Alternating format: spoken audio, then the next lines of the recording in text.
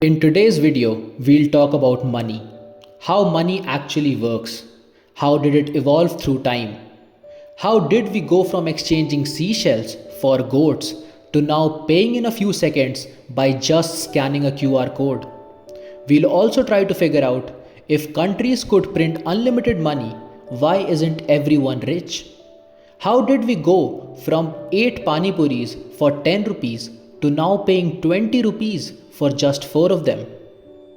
To understand all of this, we need to go back in time to a world before money even existed. Before money, there was one simple system, the barter system. You exchanged what you had for what you needed. If you had rice and I had wheat, we could trade, right? Not really. The barter system had one big flaw, the double coincidence of wants. Both people had to want exactly what the other person was offering. Imagine you own a goat and you want rice in exchange for it. You find someone who has rice, but they don't want your goat, so the trade fails. Now imagine that you own a cow and you want to exchange it for only a little wheat. The problem that arises here is that you cannot break a cow into smaller units. Imagine trying to carry 50 kgs of grain from village to village, trying to find someone who would exchange it for something that you need. The barter system was slow, inconvenient, and unfair. And as societies grew, this system simply couldn't keep up. People needed something everyone would accept, something that didn't spoil, did not depend on chance, and did not need two people to want the same thing. And that is how the idea of money was born. People needed something better, a common thing that everyone would accept in exchange for goods. Different cultures chose different solutions. Some used shells, some used beads, grains, cattle, or even feathers. Anything that was scarce, durable, and trusted by the community became a form of money.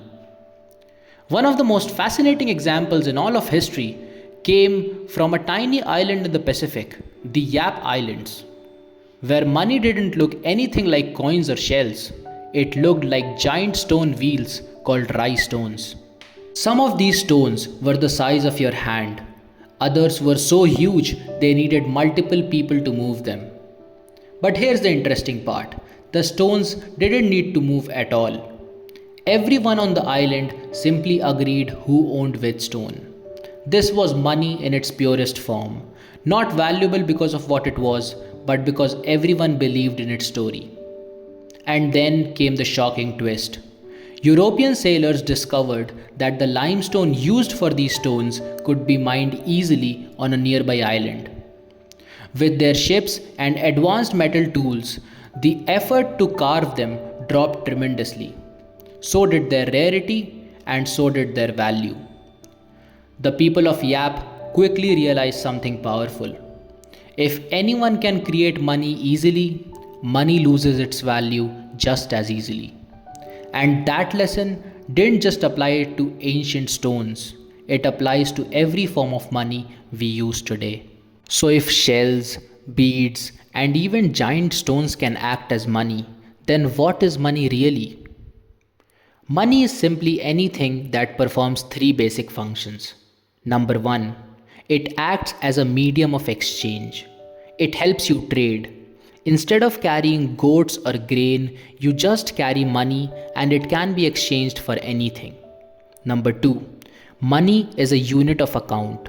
It gives everything a common language. A phone is 20,000 rupees, a book is 300, and a pen is 10 rupees. Number three, money is a store of value. It lets you save today and buy something tomorrow. If you keep rice for a week, it spoils. But if you keep 500 rupees for a week, the value stays, or at least it's supposed to stay. If something is accepted for exchange, if it can measure value, and if it can store value over time, then it can function as money. It doesn't matter if it's paper, plastic, metal, shells, or giant stones. Money is not about what it looks like. it is about the job it performs. Now that we know what money does, the next question is, what is modern money actually made of? Believe it or not, for most of human history, money was backed by something real, usually gold. You could walk into a bank, hand over a paper note, and the bank would literally give you gold in return. These early banknotes weren't money by themselves, they were just receipts for the gold stored in the bank. Carrying gold around was risky, heavy, and easy to steal, so people carried paper notes instead, because those notes represented real gold kept safely in a vault. This system worked because the note had value only if the bank actually had the gold. But slowly, something changed. Governments realized they could print more notes than the gold they actually held.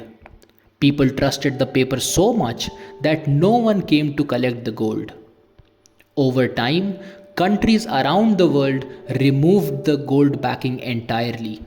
Paper money became so valuable not because it represented gold, but because everyone believed that the government would honor it.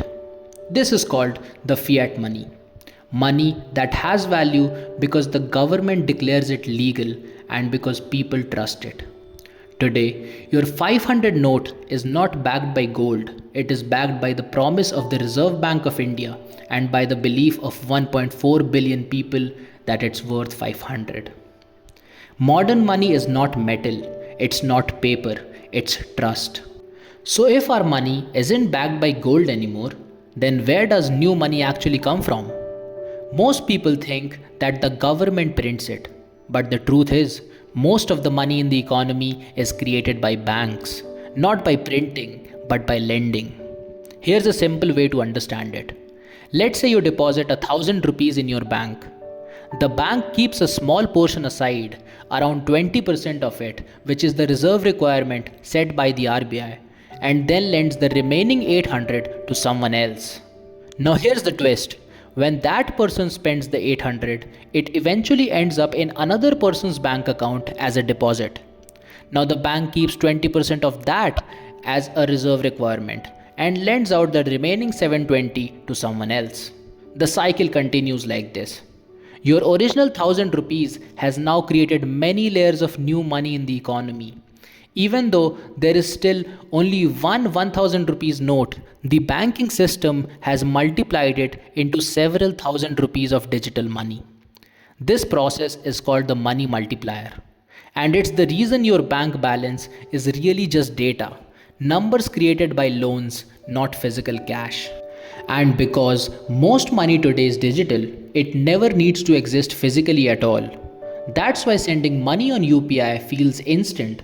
It's just numbers moving inside the banking system. When someone sends you 500 rupees on UPI, no cash travels from their pocket to yours. What actually happens is incredibly simple. The bank reduces 500 from their account and adds 500 to yours. Just numbers changing inside a computer. In fact, around 97% of all money in the modern economy exists only as digital entries. The world has slowly moved from shells to coins to paper and now to pure digits. But if most money is just numbers and if banks can keep creating more of it, then there's a problem. The more money there is, the less your money is worth, and this is where inflation enters. Inflation is simple.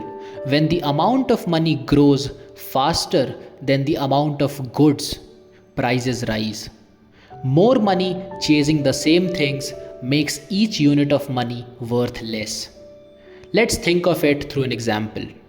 Imagine your city has 4 apples and around 200 rupees of cash. Each apple naturally settles at around 50 rupees. But if suddenly the supply of money doubled to 400, now each apple's price will rise to 100 rupees.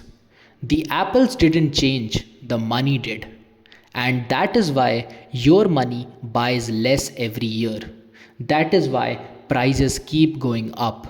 And that is why where we once got 8 Golgappas for 10 rupees, today we get 4 for 20. Inflation quietly eats at our savings without touching our wallets. And that is why many economists call it a silent tax. Prices don't rise because things become more valuable. Prices rise because money becomes less valuable. So, from trading goats and shells to using giant stones on a remote island, to carrying gold backed paper, to scanning QR codes on a screen, money has changed forms many times. But the truth has always stayed the same. Money only works because we trust it.